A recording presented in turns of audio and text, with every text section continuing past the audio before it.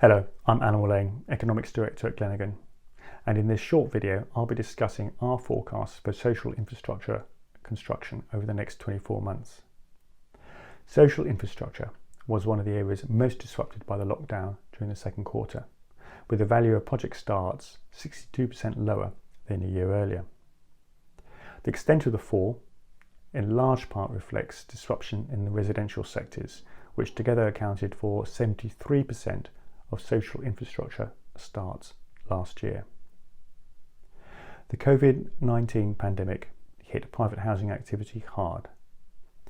As suspended sites have been reopened, house builders have prioritised those that are close to completion rather than opening new sites.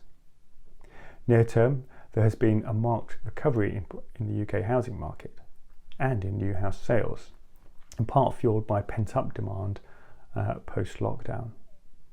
However, over the coming months, house builders' confidence will be dented by rising unemployment and the poor economic outlook. Factors that are expected to temper the recovery in the private housing market and housing starts over the next 2 years. Social housing starts also fell sharply during the second quarter as contractors implemented new safe working practices on existing sites. Looking ahead, however, we anticipate a sustained rise in social housing project starts over the next 2 years. Housing associations are now better placed to finance and take forward new developments following the relaxation of government restrictions on rent increases. In addition, we anticipate that the forthcoming spending review will include additional capital funding for social housing projects. The outlook for the health sector is also brightening. NHS funding is high on the political agenda, with promised increases in capital funding expected to lift project starts over the next 2 years. There are currently few projects in the development pipeline, however. The value of health projects securing detailed planning consent have fallen back over the last 2 years and remain unchanged during the first 5 months of 2020.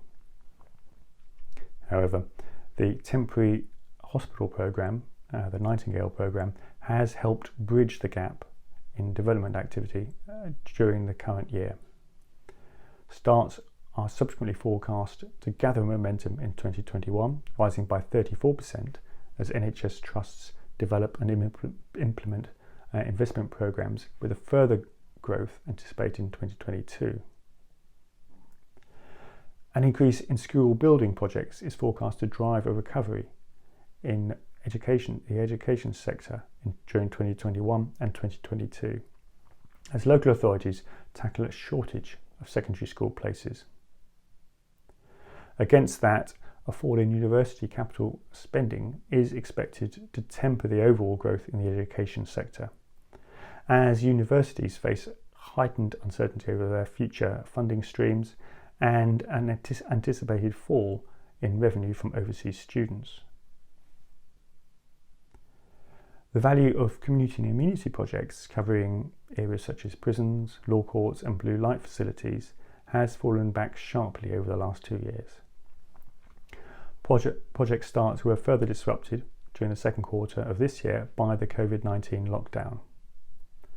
Looking ahead, the outlook is brighter, with funding during the forthcoming spending review expected to increase capital funds available for projects in the sector. Climate change is altering seasonal weather patterns and increasing the flood risk both for coastal areas and from heavy rain. More investment will be required in mitigation measures. Flood protection work has increased sharply over the last 2 years.